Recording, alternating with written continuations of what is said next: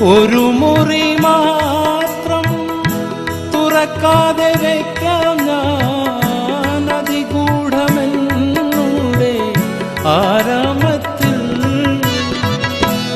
സ്വപ്നങ്ങൾ കണ്ടു സ്വപ്നങ്ങൾ കണ്ടു നിനക്കുറങ്ങിടുവാൻ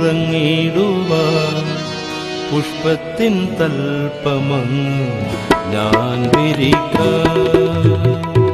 ഒരു പുഷ്പം മാത്രമൻ പൂങ്കുലയിൽ നിർത്താൻ ഒടുവിൽ നീ എത്തുമ്പോൾ ചൂടിക്കുവാൻ.